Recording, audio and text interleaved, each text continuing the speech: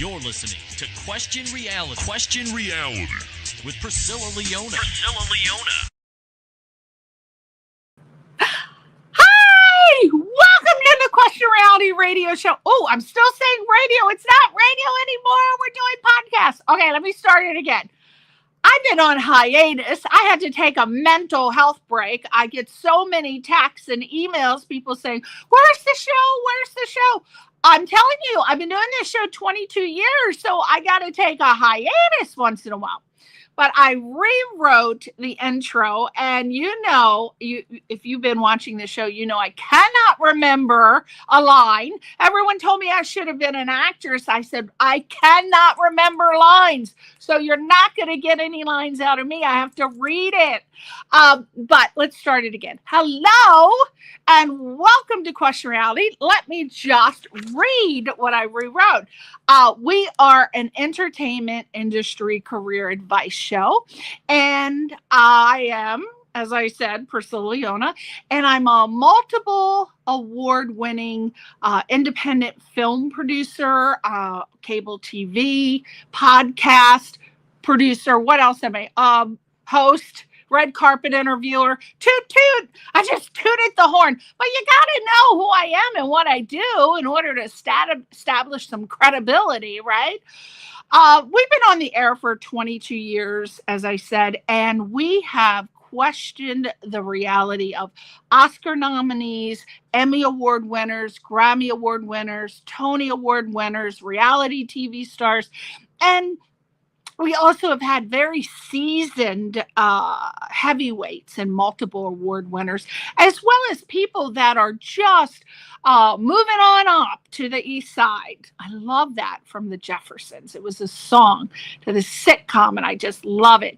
But we have people from all walks of life, and they speak openly about the trials and tribulations and the honest reality about pursuing a career in the entertainment industry, which is what the show's all about. Because I created the show to inspire, to motivate, and to educate. So we're going to try, which I think we will, have a super fun time together along the way. And by the time the show is over, what my goal is to hope that you'll leave with a head full of advice and a heart full of laughter. I think we can do it.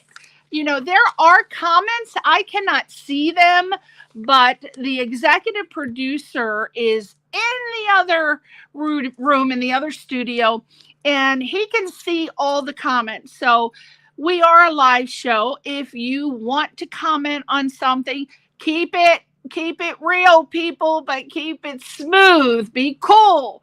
All right. So if you want to ask a question of Brian or me, just type it in. It will pop up on the screen, and we will be able to see it, and we will answer your question. So keep in mind, just click that comment button, and the executive producer will put it up. Okay. Let's talk about getting booked on the show.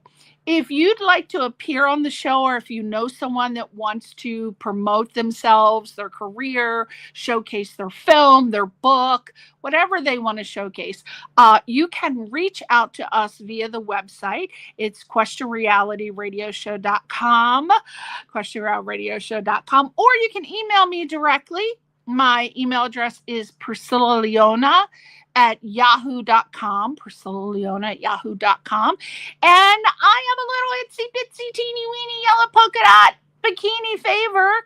If you like our show and you like the guest that's on the show, which I think you love every guest on the show, I'm very selective. If you enjoy the guests in the show, please consider subscribing to our social media sites, both the guest and my social media sites. And once you have done that, I will reciprocate. And we all, in this day and age, you know, everybody needs a little thumb. Everybody needs a new subscriber. So I will make sure that once we see your name, we will subscribe to you and follow you and give you little thumbs up all the time, little hearts. My YouTube channel, which I would love for you to subscribe to, is at my name, at Priscilla Leona. LinkedIn, X, and TikTok at Priscilla Leona. Facebook page at Priscilla Leona. Facebook page questionrealityshow.com. Question Reality Show, sorry. And the website again is questionrealityradioshow.com.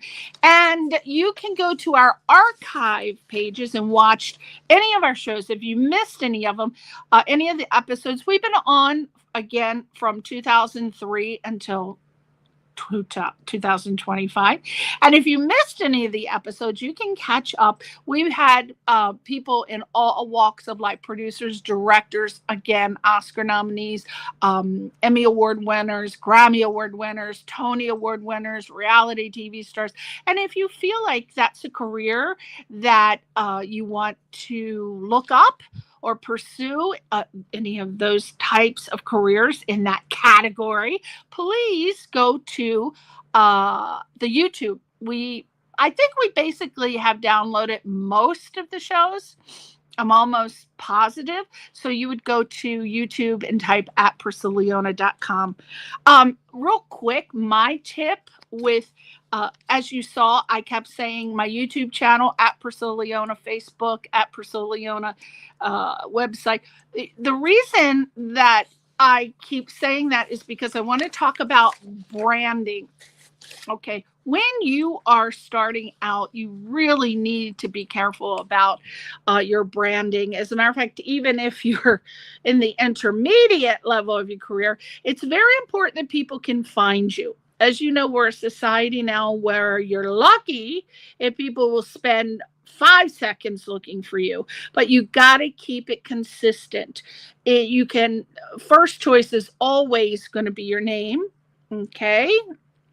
johnsmith.com, at johnsmith.com on all your socials, because if you start putting different names on all of your sites, people will not be able to find you. They just won't. And I understand that a lot of times the names are gone, but for example, if you're an actor, you can do John Smith actor or actorjohnsmith.com. But try to keep all of your social media consistent. People will go to Google, they'll type your name, and it should all pop up. If you go and you try to type a celebrity, most of the time, Instagram, Facebook, Twitter, or X, LinkedIn, TikTok, it's all there and it's all under their name.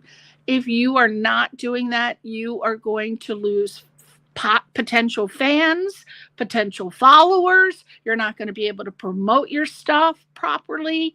So I would highly recommend it, as does every single award winner that comes on the show. Keep it consistent, people. All right. We're moving on now. That's my tip. All right. Okay. So let me tell you how I met the guest today. As you all know, if you tune in regularly, I am a judge and screener on multiple film festivals. And one of them is the Xolo Film Festival, which is based out of Arizona. And the two people that run the festival are Martina Webster and Delia Faulkner. Oh, God, I hope that's her last name. I always forget her last name. I apologize. But I was asked to come to Arizona and be a red carpet interviewer for the film festival in 2023. So while I was, mind you, I interviewed 52 people in 2 hours. Oh my God, I thought my teeth were going to fall out. It was not a pretty sight, people. There were white strings coming down from the roof of my mouth. I don't know. I said I will never do that again. But it was fun while I did it. Well, while I was interviewing, there was this gentleman who was one of the film festival award winners, I believe. His name was Brian O'Connor. And I just loved him immediately. First of all, he's extremely handsome, so I had to side eye him. I had to side eye on while my husband, who was filming, wasn't looking. But he was just so gentlemanly and eloquent and extremely mysterious. And I said, oh my God, we got to have him on the show. So that's what we did. So from 2023, we finally were able to get him on the show tonight. So let me tell you a little bit about him. Okay, so, and you'll see a picture of him right now because his pictures are coming on the screen. If the executive producer is listening. Okay, there we go. All right. I'm off the screen. Okay. So this is Brian O'Connor. Did I tell you? He's a handsome little guy, right? Very handsome. He is a storytelling force, I'm telling you. And he is a Second City Training Academy graduate, and he's also an option screenwriter. Now, I'm going to let him tell you what that means if you don't already know. He loves crafting tales with emotional stakes. He's inspired by films where ordinary folks become extraordinary heroes. And that's what I loved when I read that, because those are the types of films that I love as well. And he has, oh, there you go. Look, he was at the Xolo Film Festival, top 100 for Fest for the Best. There you go, my Xolo Film Festival, which I am judging screener. So submit. We're still accepting film submissions. So xolofilmfestival.com. All right, so I was inspired by what he said, that he loves films about ordinary folks who become extraordinary heroes. He has over 460,000 YouTube views and global festival screenings. And Brian has directed and produced 4 animated shorts, and oh my God, these titles, I'm telling you, I love these titles. Okay, so one is The Seeds of Change, which you're seeing the poster for now, and he did the Seasons of Saguaro Sam. There you go, look at that, beautiful graphics. We got to find out who did the graphics. And let's see, he did, now this is my favorite, I gotta tell you, Very Lemmy Christmas, because as you know, I produce Christmas movies out the wing wang. So I love working on Christmas films. So he did a Very Lemmy Christmas, and also he did Orange Purpose. Love that title. That could also be some street drugs. I was thinking about that. I was watching NCIS New Orleans, and they had those little packs of I don't know, acid or some kind of drug, and it was called Orange. And I happened to be reading this. I said, Orange Purpose. Oh my gosh. Okay. And now his screenwriting credits include here's another great title, Mick Was a Hurricane, and Arthur and the Cat. I love these titles. You know, titles are very important. You can grab an audience immediately with a title. So please think very carefully about choosing titles for your films. Now, Brian, what I liked about him as well is he sums up his philosophy with this. I love this. He said, I'm a man of few words and try not to use them up early in the day. Don't you love that? I love it. Thankfully, his scripts do a lot of the talking, so he does not have to do a lot of talking. So without further ado, let's meet this international man of mystery, Mr. Brian O'Connor. Where are you, Brian? Okay, you're over there. Yeah, Hey. yeah, make them big. There you go. And I'm on the right. There we go. Make me. How are you with your I'm great great. lighting? Oh, well, thank you. My God. I see you got something in the background. Is that the Seeds of Change? Is that a poster? Or what is that?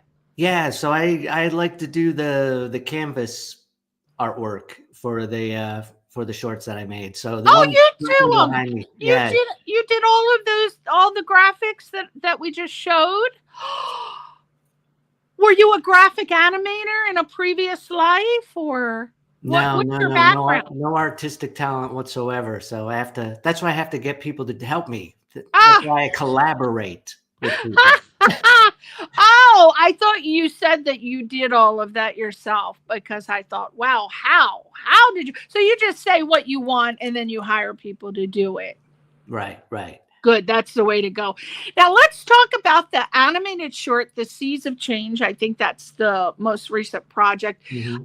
It is, I heard it is storming the film festivals with its, and it has a soundtrack that's also available on, what is it, Spotify, Apple Music, and iTunes, right?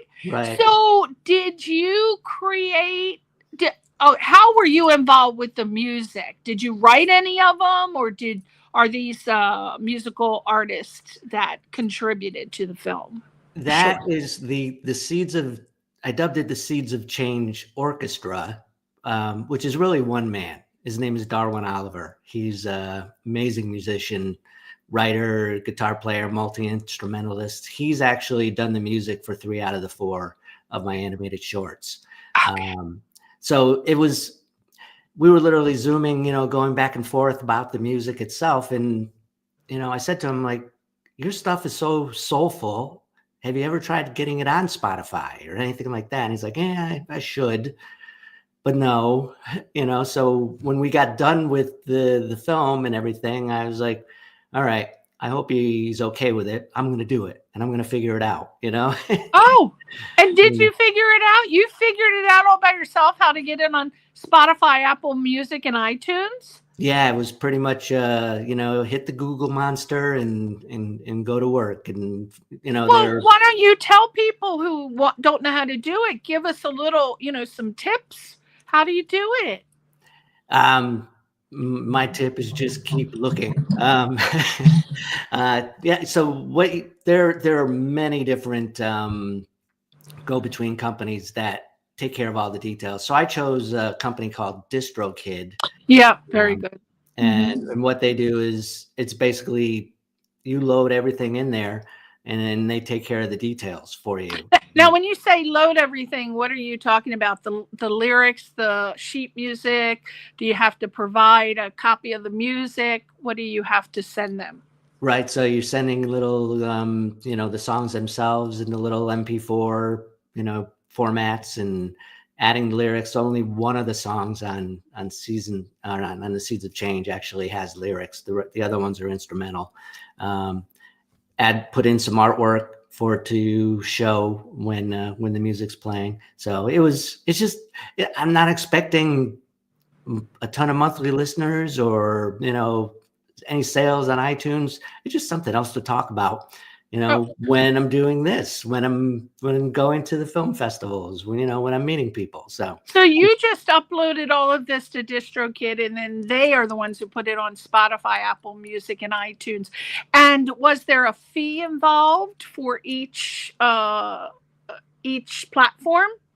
And that's part of why I just chose this company, is they had multiple levels. If I was a small studio or, my own label, I should say, maybe I pay for unlimited, but, for me, it was just one download, one group of files, and off it went. And then it was the weirdest thing to see it pop up. Wow. When it did. So if we went to iTunes, I buy all my songs on iTunes. So if I went to iTunes, what would I type in to see the song? What are the names of the songs that were uploaded? So the opening is A Magical Breeze. There are 3 versions. Balthazar is one of our leads in that. Balthazar's theme with a guitar only, Balthazar's theme with strings.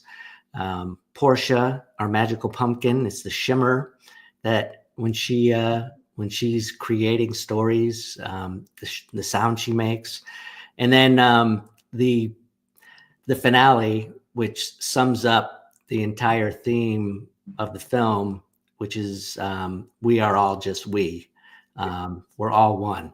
That's the one song with the lyrics. So now that we've been talking about tips and advice, but the animated short, "The Seeds of Change," what is that actually about? Tell us about the animated short. Sure, You it's mentioned Portia. I love it already. One of my favorite names. It's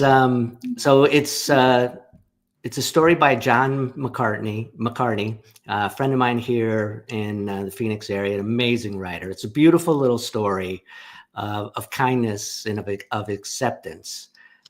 Just to sum it up, a mute musician embraces their true self with the help of a magical pumpkin and a talking squirrel. So it's about acceptance, both of yourself and of others who aren't like you. It has a non-bullying theme. It's it has a very, especially when we open, you think you're getting like a children's kind of tale, and then we bring you in and we throw a little history at you. Portia and Balthazar were two characters from The Merchant of Venice, and then it becomes something totally different at the end, where Chad the bullies Balthazar, but with Portia's help, he overcomes that, and he overcomes it with kindness. So just a sweet story. Nice I love that. And you also are in the middle of, we're going to see a little video clip of that later, so tune in, stay with us. Also, you're in the middle of an adaptation of Child Soldier, which was based on Deng Atem's memoir, Jumping Over the Ram.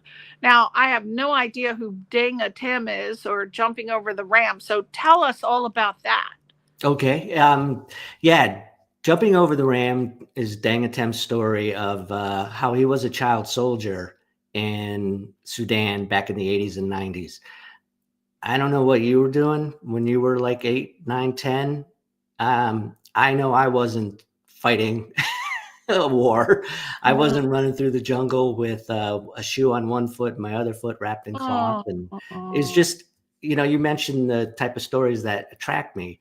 This is one. Deng went through hell and back, and he ended up being one of the first lost boys of Sudan, which is what these kids were called, to come to this country. So he ended up coming to this country and going to high school, and he lives in Phoenix, which is how I got to know him. How I ended up doing this adaptation is the author he worked with, Ken Wein.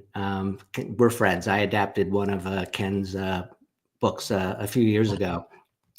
He sent me the book. He said, would you adapt it? Would you like to adapt it? And I said, it's an amazing story. It's tragic, but no. and that's what he did. He's like, why? I was like, I don't know. That middle-aged white guy should be telling this story. Yeah.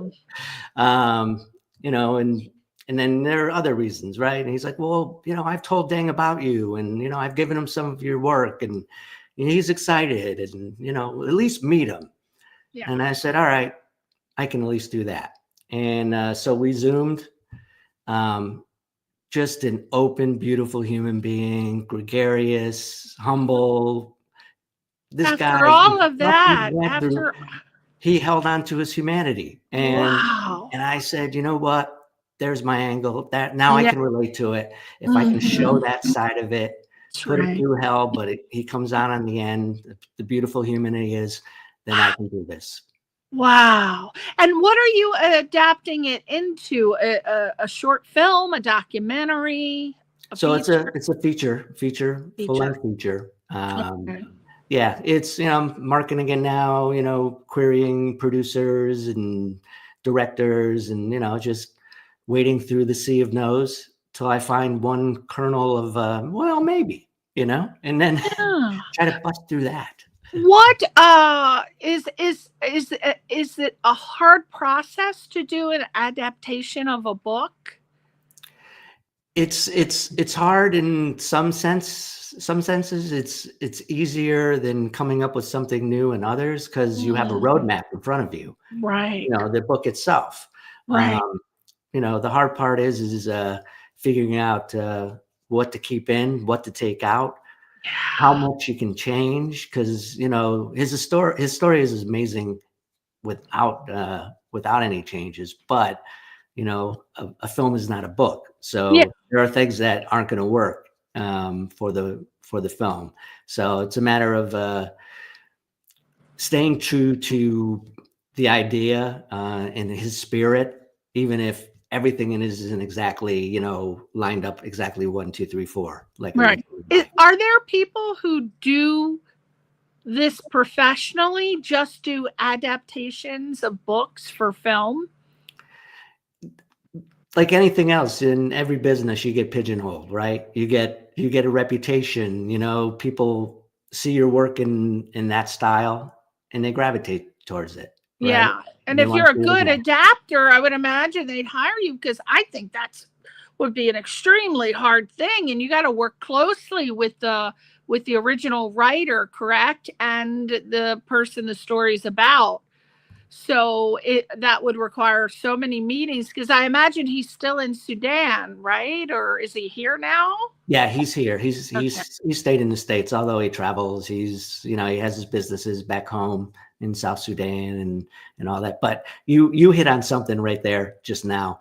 I've been doing this for like 10 years, writing, right? I come to accept not everybody's gonna like everything I put out, right? Right. So if I send it to you and you don't like it, so be it. I still like it, right? Yeah. I don't get nervous, right, when other people read it. You know what? The night he hopped on a Zoom with me and we read it, I have a little Tuesday night group that I get together with, and we read each other's work and share comments and that. And then he joined us this one night. I was more nervous that night because here I'm telling his life story. Oh my God! Now, with an adaptation, when you're doing that, I would imagine there's a lot of legality involved, right? Do you have a entertainment lawyer that's on retainer for you to work out credits and things like that? In this case, no. Basically, because I have Deng, right? But if it was me going to somebody else, like if I read somebody's memoir or an article in the New Yorker and I want to tell their story, yeah, there's gaining life rights. There's a myriad of legal hurdles that I would have hired an attorney to help me jump over. But So in this case, no.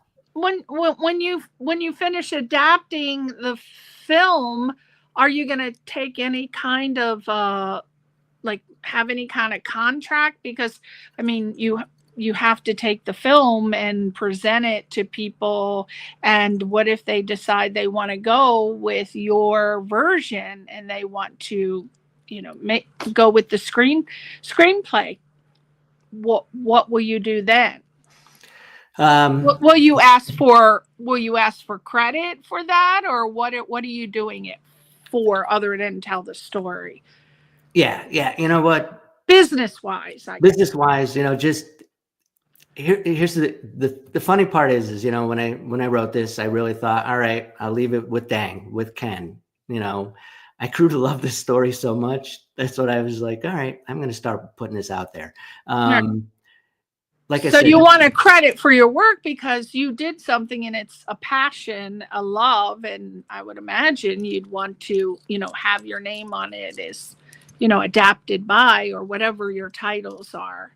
Right. And and the funny part is these things are never done until they're filmed, and maybe, even then they are never done. So, the odds of me running with this all the way to being made, probably low. In a lot of cases, you're given, let's say a producer sells it and I get the opportunity to do maybe 2 rewrites, because it will be rewritten Right, over and right, over and over and right. over.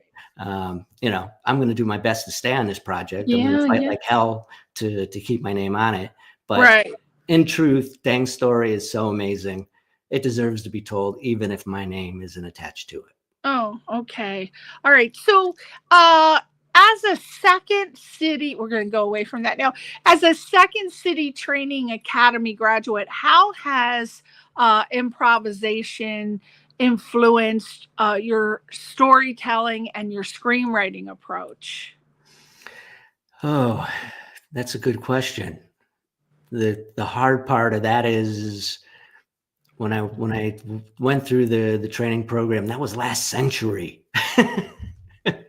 Last century. Oh my goodness. So I think we've lived through a couple centuries now, haven't we? At least 2. Yeah, just in the last couple of years, we've lived through a couple Yeah, centuries. yeah. It feels like, absolutely. But you know what? The tenets of improv are things you take with you every day in life. Move the story forward. Say yes to things. I say yes to things in my own life. Not necessarily on stage or whatever, but say yes. Be open. Be a partner. Collaborate. I've said collaborate a couple times here. That's the biggest thing with me. You have to be flexible. Your idea is great, but it could become better if this happens. Seeds of Change. John, the screenwriter, was so flexible. Tony Pham, his studio is TKMV Studio. He came with ideas that were different than what John wanted, what I thought would happen. But you know what? They worked. Darwin brought an end song in that was totally different than any of us pictured. And in fact, it was so different, we had to stop Tony and have him redesign the Balthazar's outfit, because I couldn't hear that song coming out of the outfit that Tony had written for. So I was so lucky on that film and the Seeds of Change that everybody was willing to work with everybody else. And it made it the sum of the parts, that whole saying, which, man, a few words, man, I'm running out of them already. No, God, I want a new question. You got more words to come out. Your stories often, from what I read, they often, and what I love, is they often focus on ordinary people becoming extraordinary heroes. And so what draws you to this theme? I know what makes me want to watch these movies, and how do you make it resonate with audiences? Man, you have some stunning questions here, Priscilla. I'm a deep thinker. I'm pensive. I just ask the questions that I think that people would really want to know, because I know why I like these particular themes and why I watch these movies. And it's very simple. It makes me feel so happy that I cry, and I love to watch things that cry. So when I'm getting ready to watch one of those Hallmark movies, especially the Christmas movies, I have my little napkin so I can dab my eyes, but I'm all set up because I know I'm going to cry. So that's why I watch it. So, what draws you to this theme? Why are you, sometimes it's somebody, something happened in their childhood, something happened in their teen, their adult, that makes them gravitate to this theme. So, and how do you make that resonate with audiences? I know what Hallmark does. What do you do? Well, who doesn't love an underdog story, right? Again, going back to last century, Rocky didn't meet his goal. He didn't win the championship, but he met his internal goal of surviving, right? And who doesn't love an underdog story, and who doesn't want to see your next door neighbor become something that you never knew that they were, right? And what about little Portia? What did you do that's going to make audience resonate with her? Is she the heroine in the story? She's going back to that, a magical breeze blows into their valley, and it turns Portia from just a pumpkin in a patch into a speaking magical pumpkin, and Hector, the squirrel, into her cohort. Okay. And the breeze blew all the stories ever told in history into her seeds, which is why it's called the Seeds of Change. Wow. So I love that. she tells Hector that's where she found his name, because Achilles killed Hector, and Paris avenged Hector's death by killing Achilles, and Joan of Arc went into battle, and Don Quixote, tilted at windmills. So her stories, which, spoiler, when she splats, Balthazar eats the seeds, and that's he oh my God, they become one, and that's where he gains his voice from. I want to see it already. I'm excited. You've reeled me in. I'm an audience member. You've already answered that question. Now, with over 460,000 YouTube views, and then you have global festival screenings, your animated short films clearly strike a chord, I would believe, or struck a chord for them to constantly be accepted. What's been the most rewarding reaction that you've received from your viewers? It's just, it's just, when I say yes to things, it's putting stuff out there and being open to whatever comes back to you. And again, good or bad, it's been, like you said, the vast majority of the response I've gotten back has been great. And they're all different. You mentioned the Very Lemmy Christmas. That was a story that kind of sat in my brain. 15-year-old me watched Bing Crosby and David Bowie on Bing Crosby's Christmas. I remember that. Yeah. Back in 1977, I'm 15 years old, and I'm like, this is the weirdest duo in the history of duos, right? So all these years later, I was waiting for somebody to kind of have fun with it, make fun of it a little bit. And I finally got to the point where I'm like, yeah, let's do it. I'm just gonna have to do it. I'm not seeing anybody else do it. So it's Bing and Bowie are still singing together in heaven, and until Lemmy from Motorhead shows up and hijacks the session. So, oh my God. You know who I'm going to tell about this? I'm going to tell Chris Crosby. He's a friend of mine. He is Bing Crosby's nephew.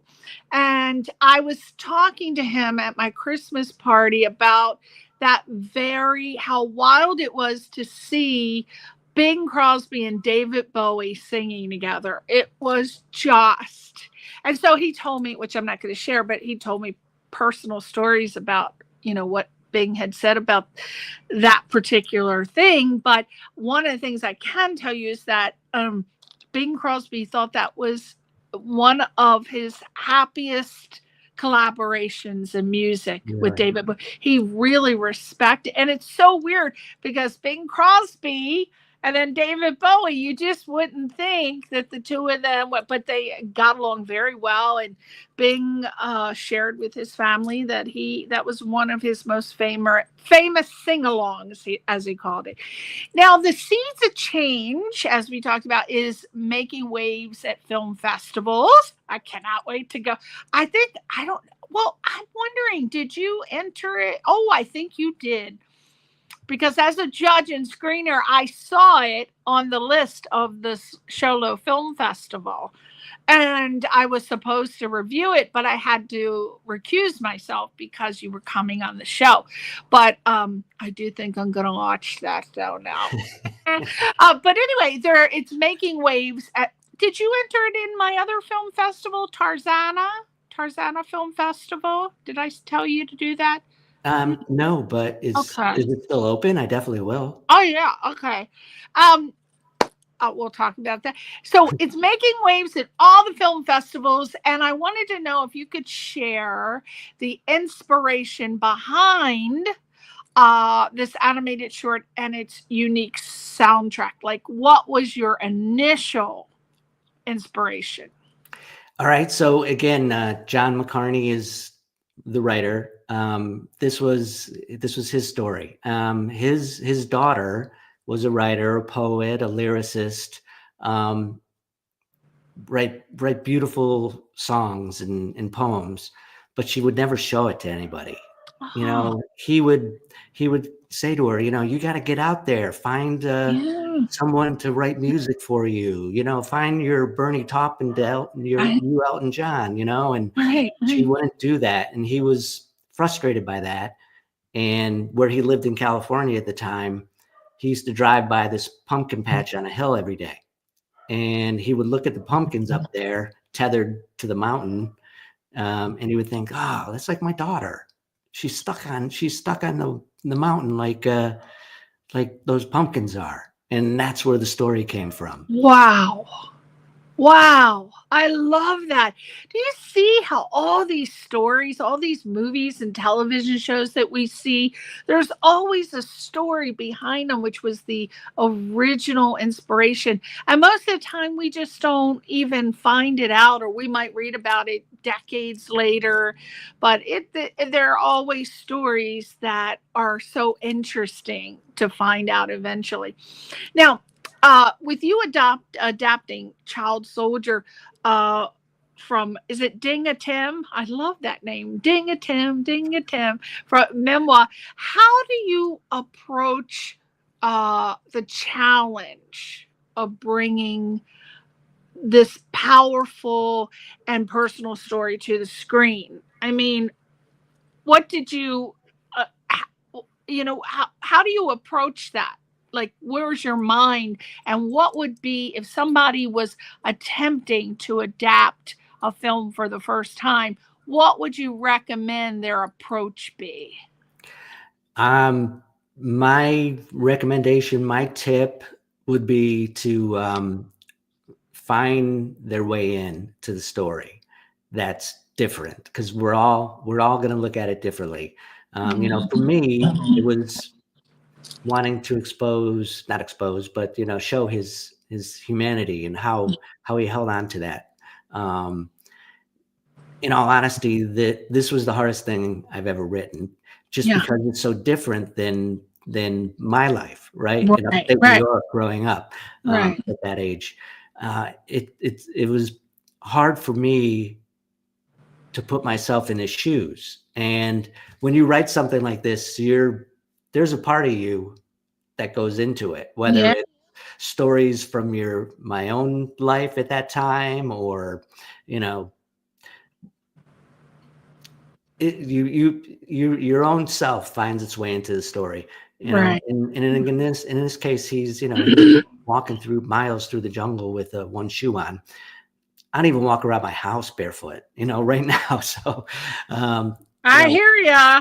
That was the hardest thing for me, and the biggest challenge was to relate to the story.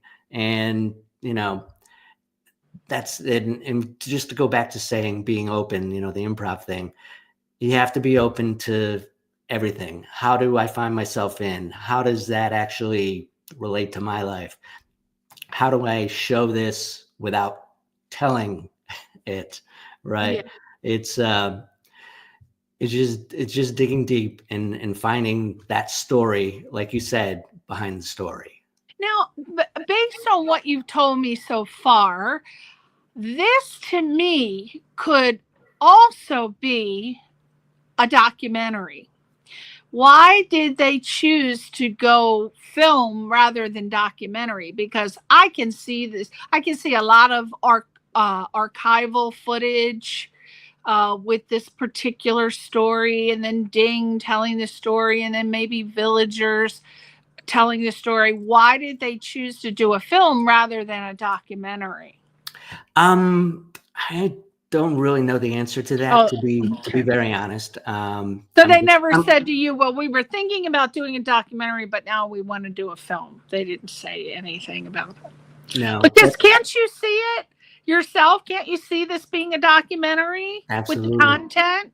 Yeah, I would love that. Okay. Now, Deng is amazing. The people he's met over the years, and one of the people that he met during this time, you know, when he was 15, towards the end of his time, before he came to this country, was a young Anderson Cooper, 25-year-old Anderson Cooper interviewed him, and, oh my gosh. was part of the memoir. Oh, yeah. Wow. Did he get asylum, political asylum? How did he get here? Yeah, he applied to come here. He was brought in with and lived with a host family here in Phoenix. Went to high school, graduated from high school, went to college. Wow. Is an American citizen. Yeah, so you know, asylum because he was leaving war-torn part of the world. Well, you know, I just had a thought. I'm an idea man. I'm always thinking I'm an idea man. I was thinking that if you're when you're at the point where you're going to be submitting to film festivals, and I imagine that will come eventually, if you submit it to a film festival that, you know, like Sundance or Tribeca or wherever you're going to enter it, if you win an award, I think a great thing for you to offer them is for him to come and, you know, be a speaker, you know, like tell a little bit about his story, like live, if you know, win an award. Don't you think that's a good idea? That was awesome. I love it. So if you do it at the Xolo Film Festival, I'm going to talk to Martina and ask if that's a possibility. Now, with you, what can audiences expect from your new screenplay Wisdom? And how does it differ from your previous works? You can expect an everyday hero doing extraordinary things. Again. I love it. So this one, what's it about? Yeah. It's and you know, here I said I didn't know if a white guy should be telling Deng's story. Here I am, a guy telling a woman's story of friendship. You know, what's it about? Oh, tell us a little tiny bit about it. So it's a story about Sally Wisdom. So what I wanted to do is take, without getting too political on it here, take the feeling that my wife had, we both had, but especially my wife on election day. She was gutted, you know, with the results. And even a week later, just down in the dumps. Recently for the 2024 election? Okay. Right. And, you know, and disappointed in her friends that maybe didn't think the same way, you know. So I tried to take those feelings that she had and things she's been saying over the years of women supporting women, and I heard a song by one of my favorite bands from the 80s and 90s called the Bodines, called Runaway, and it's about a woman that kills her abusive husband and goes on the run. So I married these two ideas. Election day, Sally Wisdom kills her boyfriend, has to go on the run, thinks she needs to survive on her own. That's her only goal, get out and survive. But she comes to find she needs friendship, and she needs her sister, although her sister is one of the police that's chasing her. So it's a woman on the run. It's a story of friendship. And then when I say you put some of yourself into it, us very ordinary white guys, for whatever reason, seem to have this confidence. And when we decide to do something, we do it, and we're like, screw it. I'm not worrying about the consequences. I'll deal with it. Right. Right. That's right. Yeah. And half the time they don't come. Right. But so I tried to imbue every character in this with that feeling, right? So all the women characters are like confident the white guys for no reason, and all the men characters are, you know, they've overdone it and they're toxic and they get their comeuppance. Several of these guys out on top of Keith, the boyfriend that she kills, they get their comeuppance. They don't get killed. She's not a monster, but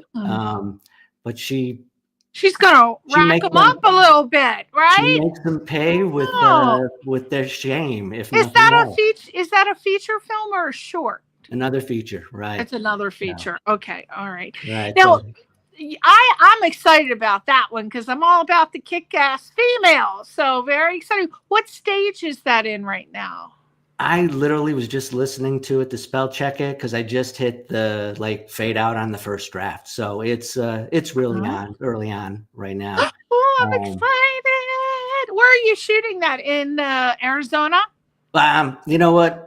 That's so far down the line. I always think far down the line. I want to know where it's shooting.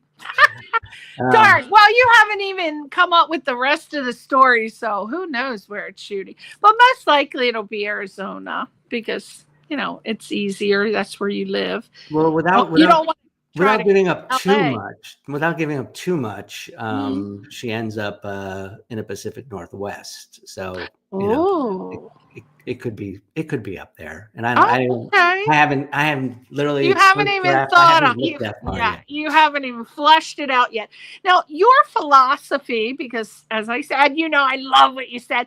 Your philosophy of being a man of few words contrasts with the verbosity of screenwriting, right? So how do you reconcile that in your creative process? I guess it all comes out. You don't like to say it, you like to write it, right?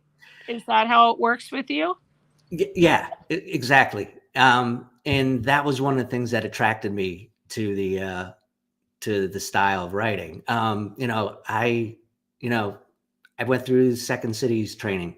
I did a little theater work in and around Chicago when I was younger, and some voiceover work. And I came to realize at the time, 2 years later, that I didn't need to be the center of attention, right? And I kind of gave it up, right? Yeah. Flash forward 20 years, I kind of missed having a creative outlet, and thought I had some stories to tell. I didn't plan on screenplays. I kind of fell into it.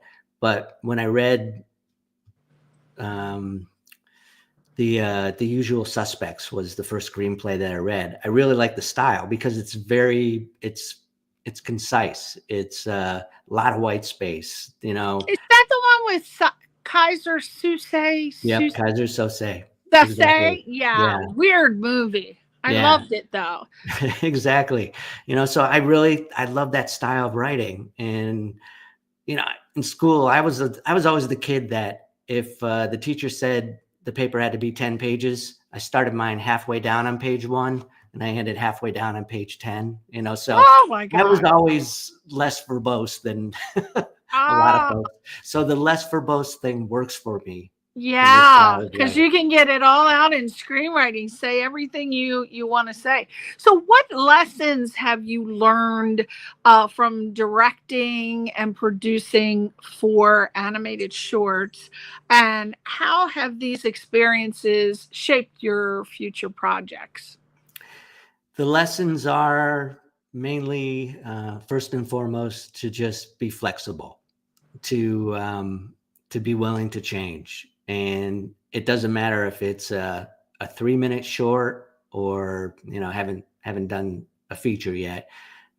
It's going to change, and you have to be adaptable, and you have to rely on the others and trust your artists. I had to trust Tony was going to come up with a fantastic set of characters the same way I had to trust John was going to write a beautiful script, and trust Darwin was going to come through with some amazing music. So that's the first thing. Right now, I'm kind of, especially after watching Wicked, back in November, how cinematic. Oh, you went to where did you see it? Just locally here in town, but I've seen it play several times. Was it the tour? Was it the touring one with with Ariana Grande? Or did you see a local theater doing a production? Locally here, ASU Gamage. Okay. It seems like every other year. So I've seen it multiple times. But, the film version, the opening is so much more cinematic than the stage version, even though it's just a slightly different version of it. And especially the ending, the song Defying Gravity. I mean, I was ready to go to war for LP. So right now, that with wisdom, that's been the focus, right? I want a super cinematic open, a cinematic ending, satisfying and fulfilling and emotional. And then it's just finding everything else in between that can build momentum from one scene to the next scene to the next scene. So any tips for new screenwriters? Yes, don't go broke trying to become a screenwriter. That's what do you mean by that? There are so many different companies that you could literally go broke just trying to learn how to do this and how to navigate the process and who to meet, and never when you get a producer contact you and says, I just need $4,000 and I can get this film made. Don't trust them. But you just have to write every day, and you have to be open to stories, and you have to attend Zooms, and you have to read books. I'm reading one called Pre-Writing Your Screenplay right now. What does that mean? Pre-writing your screenplay. What's that mean? It's everything from taking the concept, the idea of the story that you want to write about, breaking it down into small steps, going through the characters, going through the outlining. I'm only about a third of the way through, so I can't say all the way how it ends, but read books, read articles, attend film festivals, get out there and network, meet other people, meet your fellow writers, meet folks that are making films locally in your area. There's no one way to do this. Now now I liked how you were talking about not spending a lot of money, because there are people ready to rip you off. But what is your advice for people who, because you do have to have a software. I don't know if there's more than that, because they used to have a monopoly, but it's called Final Draft. And back in the day when it first came out and I bought it, it was like $900. And then they just kept doing update. I think you can get it for cheaper now. And I'm not sure, but I think there are competitors. But back in the day, that's all the studios would accept, are screenplays that were created with Final Draft. What's going on in the world with that now? Yeah, you're absolutely right. Final Draft is still the standard in which if you're going to be a professional, you're going to have to use. And I actually bought that initially. I used Final Draft at first. There are other, with the way the world is right now, there are other options that. Like what? What other software is there? I would use Writer Duet. Because the things that I liked about Writer Duet is it's full-time updating, meaning if I write on a web browser version, it shows up in my app, the updates. If I write in my apps, if you write with a partner, you could do it real time. So that was one of the attractions.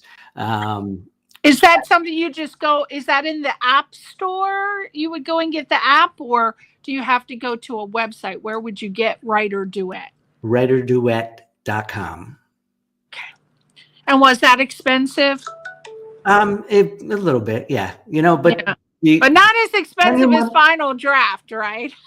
You know what? Final Draft is really, it's not the only one. There are other ones. There are Fade In and Celtics and Movie Magic. There are other ones also. So Final Draft will accept the studios would accept these, right? Or with the formatting and everything. Because I don't know how it is. I'm not a screenwriter, but I know that screenwriters used to tell me at networking events, oh my God, I don't understand what the big deal is, because the studios, my agent went to make a pitch and they said, this isn't in Final Draft, and they wouldn't even take the meeting. And I said, that's ridiculous, as long as it's a script and it looks right.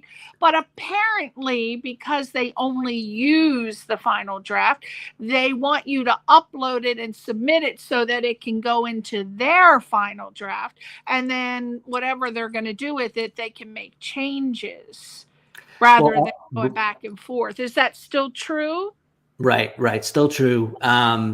And I, in truth, I think everything was kind of built off the final draft model, right? So it's you just all the shortcuts and all the tabs and everything are pretty much the same as final draft. So when and if the time comes, I need to go change the final draft, it's not like I'm starting all over again. Right. But just for example, for the people that have to have final draft, that will give you the stink eye if you don't turn it in on the final draft. I actually can export my script in final draft. Into final draft. That's good. So the writer duet will allow you to export into final draft. That is really good to know.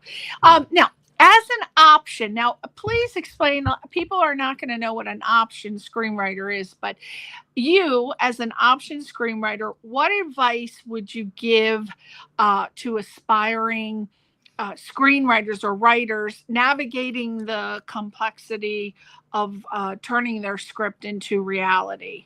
Because there's a difference between being a writer and then an option screenwriter. So can you explain that and then answer that question? Right. There's you're writing, you're option, you're produced, you're in production, you're produced, the levels never stop. Right. So an option is when a producer comes to a writer and says, hey, I like your story. I want to see what I can do with it, basically, see if I can sell it. So they take a time frame, a year, 18 months, and basically pay a small fee to have that right to see if they can sell it to a studio, bring on talent, bring on a director, other partners. If they can't in that time frame, it reverts back to the original screenwriter. Correct. And what if they can't do it? It reverts back to you. But then they can make it happen. Do you option it? Can you option it out to the same people, or is there a legality involved with that? All about the relationship that you build, right? And most, if this person took a chance on me and couldn't make it happen in 12 months and came back 2 years later and goes, I'm still thinking about your work. I still love your work. I think I want to take another shot at it. Can I do it? Go for it. You know what? You care about me. You like my writing. You appreciate me. I appreciate you. Wow, that's sweet. And just the simplest words. Now, as an option screenwriter, what work got optioned? What was the name of your work that was optioned, and what happened? So that was Ken Wein. I mentioned the author that worked with Deng to write his story. It was one of his books. His book was titled Times That Try the Soul of Man. It was historical fiction set in New York City, in the Alphabet City area of New York, down where Rent, ironically, was set back around the turn of the century. Back there, it ties into 9/11 and all that. I said these things are never done. The story changed, the title changed. I think Dangerous Times was the title that we landed on, because we all live in dangerous times, whether it's now or back in 2001. So yeah, it's kind of a gritty thriller, but it's historical fiction because most of the story actually happened in this part of New York City. It's just other elements, again, making it a little more cinematic. Of course. That brought it back. So producer option that. You know what? Nothing ever happened with it. Mhm. Producer still says, I'm going to make this thing one day. And it was my first one. I'm like, first Yeah. option, you know what? Yeah. It's yours until, until you can do it, until you do it or you don't. Oh, that's nice. That was sweet. Now, looking back on your journey, what's the one moment or milestone that truly affirmed your passion for storytelling? Can you remember that? You know, excuse me. Probably just getting to fade out on that first feature, that first screenplay. You know, because you hear the stories of people that start and stop and whatever it was, you know. Right. It was, you know, I haven't gone back and read it in many years. It's, I probably will cringe at a lot of it, but I got it done, and I hit fade out, and I sent it to a friend who he had stopped writing. As a matter of fact, I'm like, you know, I know you're not writing anymore, but I'm starting. And would you read this for me? You know, and he came back with just enough positivity that made me dive in and keep going. Right. So that's another tip for anybody considering this. It's a marathon. It's not a sprint. I've been at this 11, maybe 12 years. I figure I got another 8 years to go before I turn into a 20-year overnight success. Oh, well, that's good. Oh my God. You know, you said something about getting it made. As a judge and screener, I just automatically start. I'm definitely going to give you a 1 at the very least for making it. And then it's all about, you know, the production value, the acting, the music, et cetera, up to 10 stars is how the film festival circuit works to decide whether or not. And then I have to click, and it makes me neurotic. I have to click, is this award worthy? Is this not? There's just, I hate clicking the ones because everything that gets made is a passion for someone. But unfortunately, I think being a judge, I see so many things slop together where they're not thinking about, I mean, at the end, whoever you are, you got to look and say, these actors are not telling my story correctly. The music is so loud that, you know, with it, that's a problem that a lot of people who submit films, they don't take the time to get a sound mixer or someone that knows not to play the sound so loud. And you don't have to have music in every single scene. So that's my tip on that. Don't be having your music in every single scene. You don't need it. If the actors are strong, they're going to be able to tell the story. And please, it is so important that you choose great actors. Oh, we have a question. Oh, how can one ensure that their work is not stolen? It seems so easy for someone to change something here or there. Oh, that's a question for you. There are a couple ways, but the first way is to realize stories have been around forever. The odds are, if you're having the first person to ever think of this, are minuscule. So there's always going to be similarities in people's stories. So even if you think you've been stolen, you know, somebody stole your work, you know what? It's hard to prove. It's hard to prove. Yeah. Because there's something, it's called paradox thinking. And that's when there are, and this happened to me one time. I am not a screenwriter, but it was part of a course and I had to come up, you know, with an idea. So I wrote this little storyline, and it ended up going into a full idea for a television show.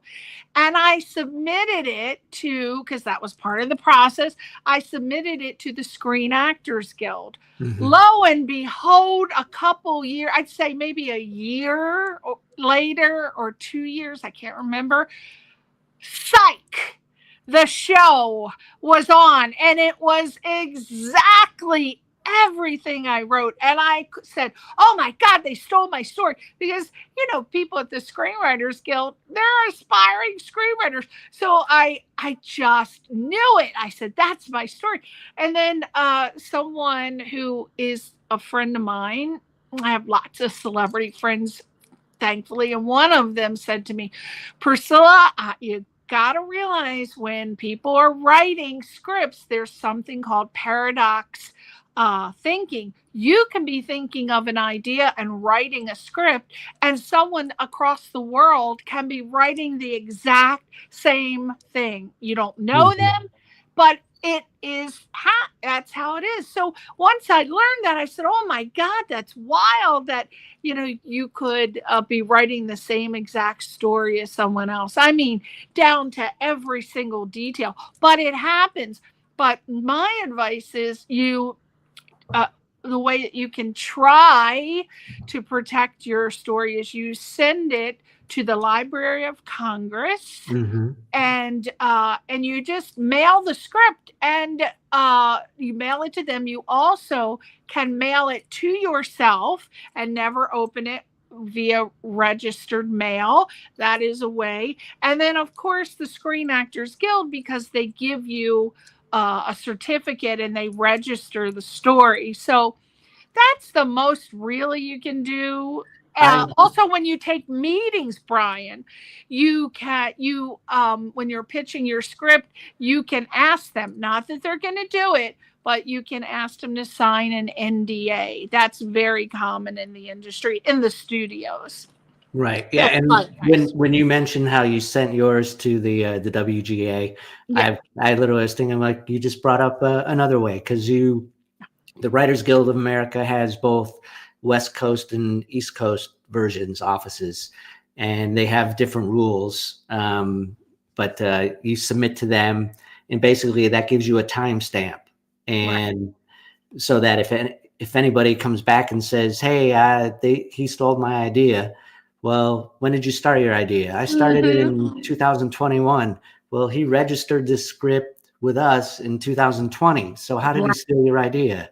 Right. The copyrighted with the government, copyright.gov. You don't even have to mail it anymore, though. You just upload it. Oh, you don't have to. Yeah. Oh my God, that was a long time ago. I did that because I came here to go to UCLA. And so that's the things that they taught us. I was at film school, and back then you had to mail it. So I'm old. So you had to figure out how many Brads to hole punch it, and how many do I do 3, Yeah, that was part of the course. And I said, you really have to do this? And my teacher said, yes, absolutely have to do that. But then he also told me that no women would ever direct action films, and we see how that's not true. Now, each of your I wrote this question, and I guess I'll just ask it. I wrote, each of your animated shorts has a distinct style and a tone. So how do you decide on the visual and the narrative approach for each project? What do you do? And that was all part of the collaboration. I'm like a broken record with that. So the first one is the Seasons of Saguaro Sam. That basically is a play on the idea that all our days here in Arizona look the same. The seasons don't change. So it's like a time lapse of a season over a day. And the sounds of that season are the soundtrack. The only thing that changes is we put Christmas lights on our saguaros. That's the only way you can tell it's winter. So I don't spend a whole lot of time on LinkedIn. I probably should spend more, but I decided to see what I could find on LinkedIn. And I searched Phoenix animators, And that's how I met Mi Cho, who did the animation for the Seasons of Saguaro Sam. Explain the concept. Here's what I'm looking for. Here's how I'm picturing it. Give me back, come back with some ideas. And she just did these amazing illustrations. And then I'm like, all right, that's a great desert scene, but it's taking place in a neighborhood, right? Because we're gonna have to hear school buses and kids playing and fireworks. So then she came back with that. And so that one, it was me trusting Mi Cho who's going to come up with a beautiful idea. She did the animation for Orange Man also. That one's kind of a weird and out there. The story was actually written originally for a horror producer. Oh my gosh. So it's very different than most, like 180 degrees different than the Seeds of Change, but it was written for a different audience. And so everything from the color scheme to the characters themselves were totally different. And a darker tone, a weirder tone, a little bit of supernatural, a little bit of horror. So it was me trusting Mi Cho and her boyfriend Greg. Drawing a blank on his last name. Sorry, Greg, if you're out there. Greg, a character designer and a sound technician. He's an animator himself. He did the character designs for Orange Purpose. It's trusting them that when I say, here's what Big Boy Pete should look like in my head, he comes back with something that's close enough, but has the spirit of what I suggested. All right, we got to take it from there. So, yeah, very different tones, very different looks. The Seeds of Change is 3D animation. The other three are all 2D animation. So, and what's the difference between 3D and 2D for those who don't know? So the 2Ds are hand drawn and animated. 3Ds are computer generated, where he's literally using the computer to build the character. It starts off with a drawing and with an illustration, and then he builds a model. Basically, gives the character a spine and muscles and backbone, and then adds on the next layer, which are the hair and the eyes and the outfits that they wear, and then makes them move. I would think it was much easier to work with animated shorts than with real people. At least you can draw them, make them get a voiceover actor, and that's it. I love it. I think animated shorts is the way to go. What is your from I guess concept to completion? What's the most challenging part of creating an animated short, and how do you overcome it? Like, what are people going to have challenges with, and what can you do? The biggest challenge is the time that it takes. For example, Tony Pham again did the animation, all the artwork for the Seeds of Change. So we sat down and he put together a production schedule of about 14 months, a little bit over a year. It ended up being a little closer to 2 years, and that was not probably about a year and 11 months. But there were different reasons for it, and a lot of them were good reasons. So you have to be flexible and be okay with not meeting a deadline. You brought up the people that have thrown together, short films, the music's too loud and everything. My thinking is you only get one chance to make a first impression. That's right. Make it right. And if it takes a year and 11 months to come to completion instead of 14 months, make sure it's right. It's beautiful, because nobody's ever going to look at that and say, how come you didn't have this 4 months ago? They're going to look at it and say, hey, I like it, or I don't like it, or whatever it is they're going to say about it. Right. So be flexible with the change. And it takes a lot of time, it seems like, doesn't it?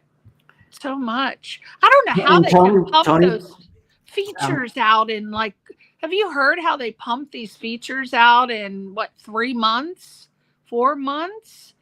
I don't know how they, oh, well, they've got a team. The studios have millions of people to work on it. So I guess that's right. When you're just working with a couple people and they have day jobs, it's a different story, right? exactly. You gotta use your spare time. Are you working a full-time job and then this is your part-time gig or your hobby or what? I have just finished up my 15 years with General Mills. I was a sales rep for them for the last That's 15 right. years. You sold cereal. I love it. I love it so much. What? Tell me about that, because I'm all about the cereal. Well, that's why in my writer's bio it says in a former life he sold Cheerios. Because Favorite apple cinnamon Cheerios every morning. Oh, exactly. now what did you do? Did you make?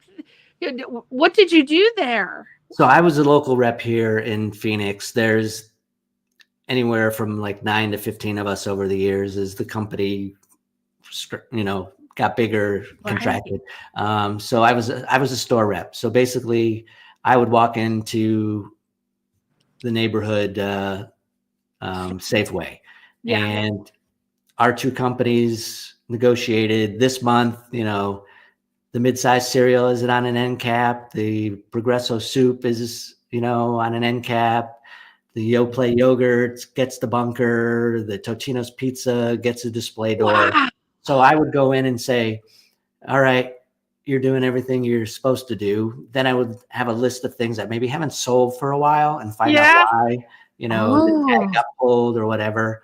And then the third part of the job was to get him to do more, right? Hey, you have 5 cases of cereal back there. How about I build you a display and take some of that labor off your plate, so offer them a solution, and it helps everybody. They don't have to worry about it. I get it out, I build it, I'm their labor. So it was a day filled with, I'd hit like 4 or 5 stores in a day, all the Walmarts, the Targets, the Fry's, who's the local Kroger version. So I was just out and about.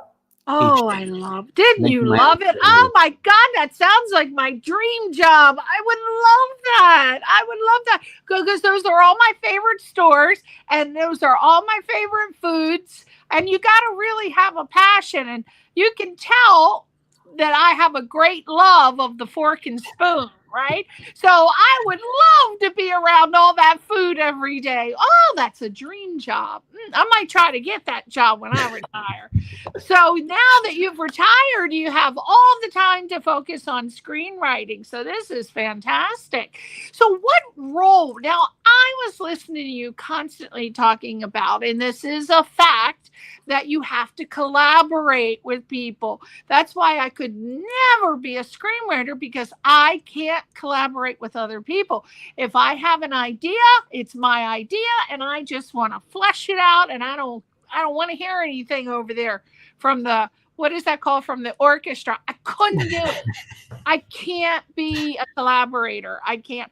So, but what role does collaboration play in bringing your animated shorts to life? And how do you work with animators, musicians, and voice actors? Because I couldn't do it. How do you do it? Well, you seem like a really chill guy, though. You seem very chill, relaxed, and it seems like you get along with everybody. So, and you're not ego driven. So I imagine it's very easy for you, right? No, well, yeah, it's easy, but it's not at the same time, right? Because I have my idea of what I think the film's going to look like and sound like. It might not be the same exactly as John wanted, or Darwin wanted, or Tony wanted. But that's the part of it, the producer part of it, that you have to keep everybody positive, make sure their contribution is what they contribute is appreciated. But at the same time, John McCartney always says he gets a kick out of, because I would say, he would say, I'm a screenwriter, I need more words. And I would say, take your screenwriter hat off And just think of it this way, right? And if Darwin submitted the opening song to Seeds of Change, I wanted something mystical and lyrical and whimsical, I think is the right word. Yeah. And he the first song he submitted was a little more, a little more country and down home. It wasn't a magical pumpkin. It would have been better suited for Saguaro Sam. It's a matter of working with your partners and saying, hey, I'd love that, but not for this. And here's a song that I like that I think would be better for it. Can you do something like that? Oh, yeah. See, look how diplomatic and suave you are. My God, there would be like some hair pulling and weaves would be pulled out if I was in a collaboration, because I just cannot. I tried it once, but I'm not a screenwriter and I don't have that interest, but I did try it, of course, for class. But I just said, oh, no, your idea sucks. Yours suck. I'm not seeing it. Get away. I'm not hearing it. Talk to the hand. So I knew at that point screenwriting was not my destiny, but I so admire people that can get it done. Now, if somebody watched all 4 of your animated shorts in one sitting, what through line or common thread would you hope that they'd notice? Like your stamp. My stamp. Yeah. No, you know what? I think back to what you were during your introduction, what you said about personal branding, right? And in truth, I wasn't thinking. I should have listened to you 12 years ago, because all my socials are totally different. Which I know I noticed that. I did. I was like, oh God, poor Brian. But you didn't bring it up. You didn't bring it up. You're diplomatic. You're diplomatic. No, I am. I guess you just brought that out in me. I didn't know I was diplomatic. Wow. But see, you didn't know, but it's always it's very easy to start doing it now, because you do want to be found. I mean, if your stuff is good, you want to be found. People should be able to go on Google and type Brian O'Connor, and you're everywhere as Brian O'Connor. But your name, I understand, is very common. So people are going to have it already. So you got to go Brian O'Connor screenwriter, or screenwriter Brian O'Connor. You just have to be creative with it. But yeah, definitely, if that is something you want to do and try to get your stuff noticed more, I would think about doing that. If you can say something like, I don't know how many followers you have, but you can say, hey guys, I'm going to be rebranding as Brian O'Connor, and look out for it. And then in advance, be prepping everyone so that they can go to the new rebranded site and subscribe. You say, hey, make sure that you subscribe, make sure you follow. And that's what I heard at a TED Talk of a screenwriter. Oh my God, who was that screenwriter? Oh, he won so many Oscars. In the 80s, though, in the 90s. But that's what he said. He had to rebrand all of his stuff, and he said it was such a hassle because he had hundreds of thousands of followers, but he had all different socials. He had some under his feature film, some under his book, and he was very smart to hire what's called a social media digital marketer. And if you can afford it, I would highly recommend anybody hire a social media digital marketer. There is a company called Fiverr, Fiberr, and they are very affordable. They're like in India and the Philippines, but they're very smart people, and they can get all of your films together, all your social media. They can draw attention to your sites. And again, they're very affordable. But thank you, Brian, because that is so important. Branding. You got to have all your stuff cohesive. Everybody does. Everybody does. So think about rebranding for those of you. I mean, I met this one actress. Oh, she was so good, Brian. Oh, my God. And she had Lucy Go Lucky on one site, and then Lucy Is It, and Come See Lucy on this site, and all over the place. And I really felt for her because she didn't know how to brand herself, and she was building a following, but they were all over sites. So I refer her to a huge casting director, like A-list, who casts for network. And I told him her name. He Googles it and he sees all these different sites. He decided not to call her in for an audition because he knew that she was not professional enough to be able to know this basic thing. But in this day and age, she could change it. So hopefully she does. Now, so just to go back to your initial question about watching the foreign films. Yeah. Right. Our strengths in a lot of cases are weaknesses, right? Mm-hmm. Personally. Yeah, of course. So I try to spin that as my brand is I have no brand. Brand is I have no brand. My brand is I have no brand. So I have no brand. I have people that think of me for the animation side. I have people that think of me for the script side, and eventually somewhere they'll meet. But I love your website title. What was it? Right on Brian. And I love the play on words, WRITE, like right on, dude. Power to the people. So I love that. That's very good. So now your shorts feature original soundtracks, right? Right. And can you talk about the importance of music in your storytelling and how you collaborate with composers? It was while making the Seasons of Saguaro Sam that I realized what a big difference it was. I had met a producer in LA, out having some meetings, mentioned I was going to make this animated short, and what it was going to be about. And she mentioned that her husband was a musician and wanted to get into soundtracks. So that's kind of where this came from.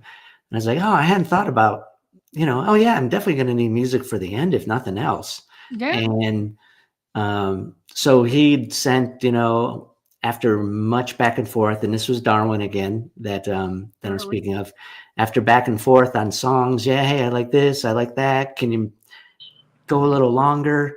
When he sent me what our final song was, I literally was playing the song on my phone, holding it under the film as I watched the film. And I realized it made the film move so much faster. Yeah. That then I go back to him like, all right, can you do this for 3 minutes now? 3 minutes and 2 seconds or whatever it was. So it sets the tone. It helps with so important. The atmosphere. It made the whole thing move faster. Oh, it can make it or break it. I'm telling you. And sometimes you're watching something and there's music that's so low that's the driving force in the film, but the sound mixer, sound designer is so brilliant that you don't even know there's music playing, but it's actually I can never say that, subliminally carrying you along, and it's creating feelings, and it's moving you, and it's causing emotion. And that's a good sound designer and a sound mixer. So I would say with any screenwriter, please make sure that you get a good color corrector too. That's so important. But sound, because the senses, just think of the senses, people. You'll be all right. All right, last question. Well, that, and just real quick, that was Okay, one yeah. of this exactly what you said. One of the things that Darwin taught me is for the Orange Man. He's like, this is the Orange Man song. These are the Thug song. This is for when the confrontation happens. I didn't realize at the time that in so many of the films, the character, you know, the character when you hear the song, even if you don't That's really right. know it. That's right. And I'd watched recently the, you know, like it's from like 2000 or whatever, Wild Things. Crazy movie, great soundtrack. And all of a sudden I realized, yep, every time this character came on, this music played. Every time this character came on, this music played. That's right. You know, so it's that subliminal thing that you don't realize that's happening. And that's one of the things I learned from Darwin. That is so important. A sound designer and a sound mixer and a color corrector. And you got it. And good actors. Last question. What are some tips, advice, or resource information that you could give aspiring screenwriters about being a screenwriter, a producer, or a director? The first tip is you just have to do it. You know, people are going to tell you no, or, you know, you might think, oh, I don't live in Hollywood. Why should I be writing? You know, not an excuse, because we're in the age of technology. Exactly. You can do anything anywhere. Right. So that's the first thing. If you want to do it, do it. And again, it's a marathon. It's not a sprint. So be prepared. It's going to take a while. You know, if nothing else. There are plenty of resources online that you could go to. Roadmap Writers is one of them. They have classes. You can pitch to executives, managers. They'll teach you how to pitch. What is it called? Roadmapwriters.com. Roadmapwriters.com. Oh, excellent tip. Right. Yeah, they provide a roadmap. That's where their idea is. I love nofilmschool.com. That's what is it called? nofilmschool.com. Nofilmschool.com. I love it. What is that? You run the gamut. They have his own podcast. He links articles. The guy that runs that is hustling. I really like another full service website, sellingyourscreenplay.com.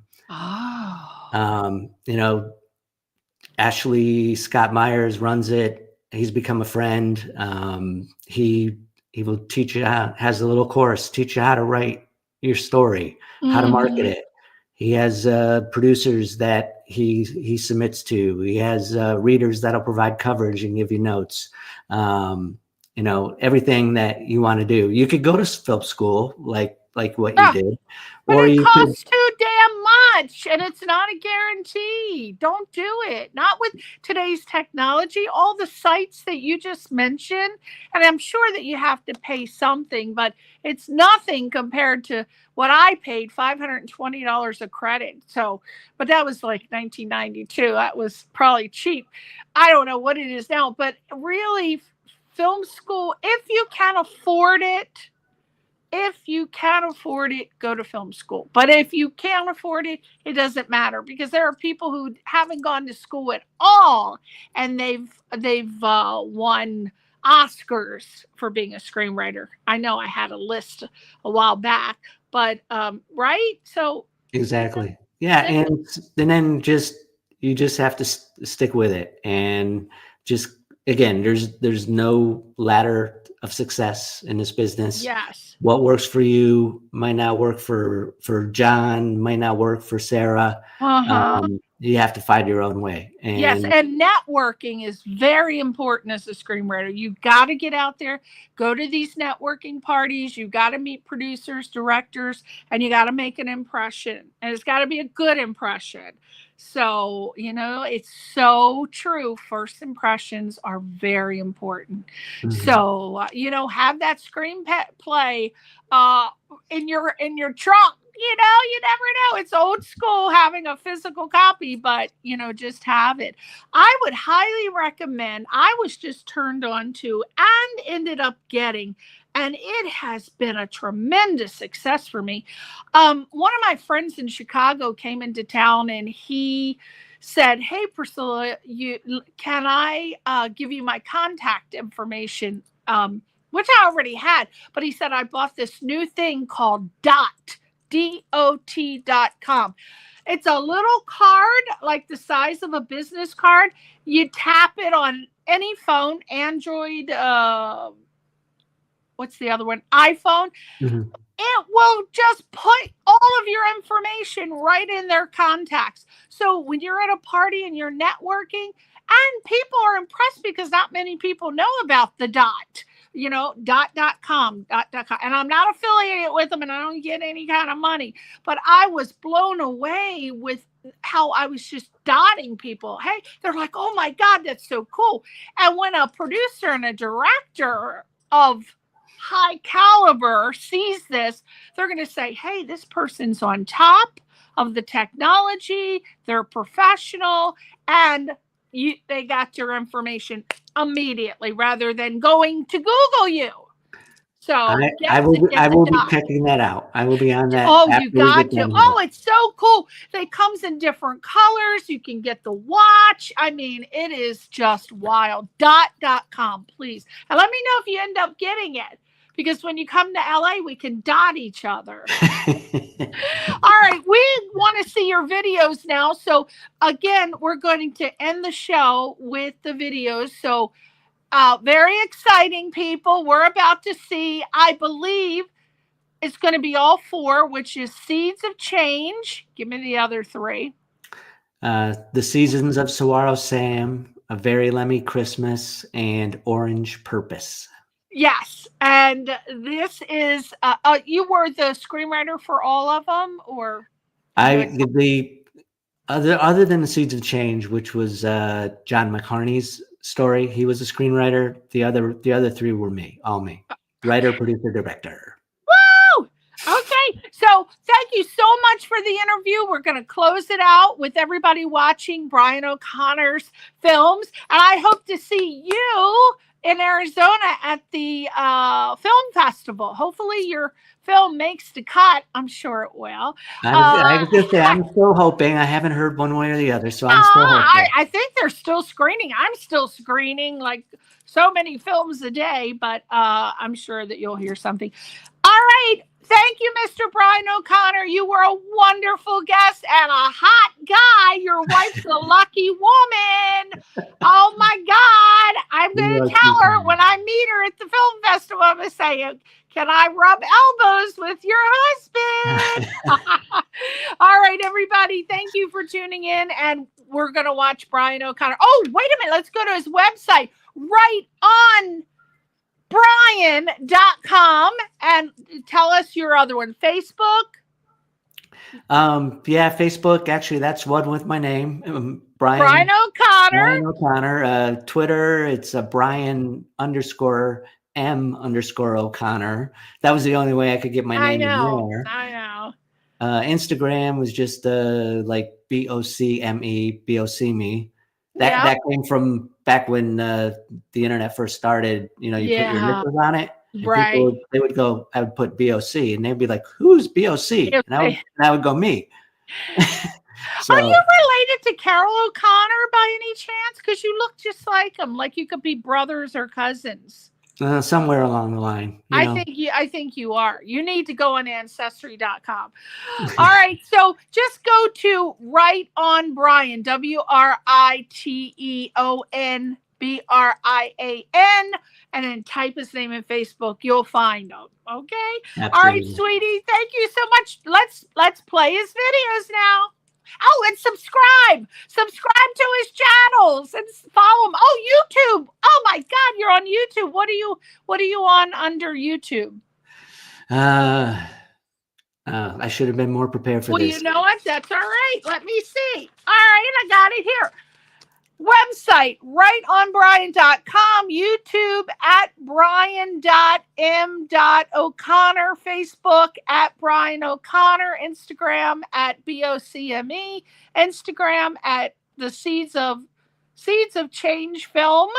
Different. X is at Brian_M_O'Connor,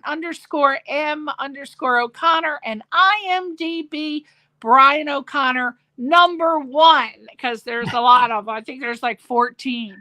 #1.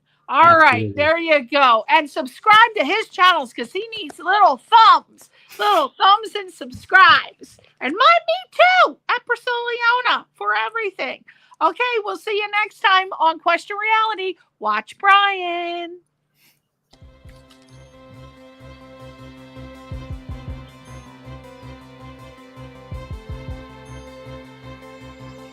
The sun shines bright as a magical rainbow mist dances on the fields. This combination of godliness and worldliness turns a few plants and animals into cherub-like creatures. Hello, Hector. I am Portia. A pumpkin and a squirrel talking to each other. We are so different. My stories let us know we are not so different. Who is that? Why do they pick on the minstrel? They're afraid of what they don't understand. Look! Another weirdo! Roll, Portia! Save your seeds! Goodbye, my dear Hector.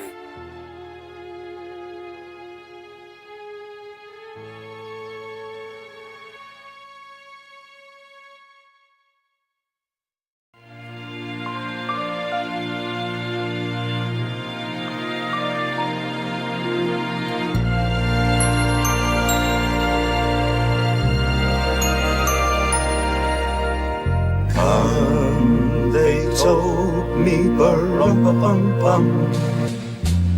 a newborn king to see, bum our finest gifts we bring, bum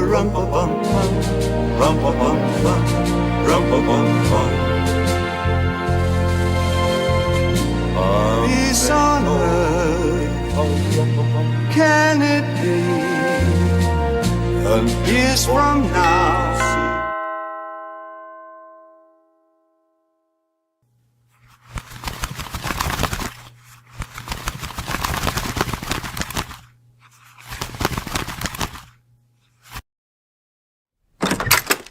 You're not Percival? No, we're not. But coming now with the cold. We're about to sing. Won't you join us?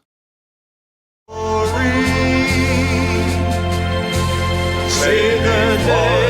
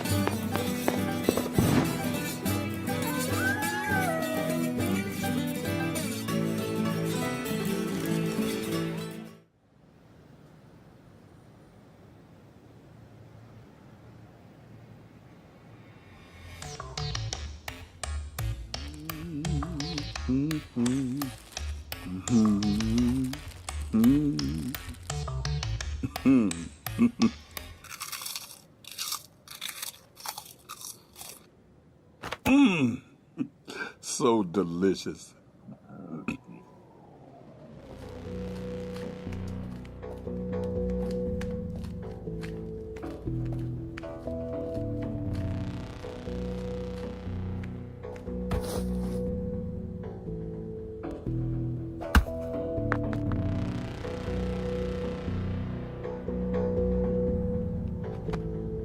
That's smart. It's only money.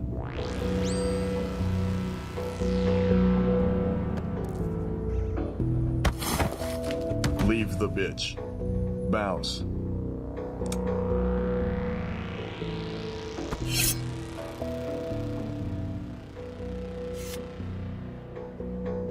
There's a little something something to remember you by.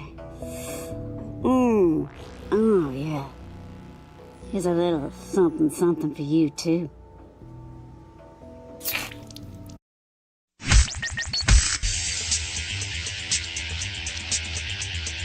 You're listening to Question Reality. Question Reality with Priscilla Leona. Priscilla Leona.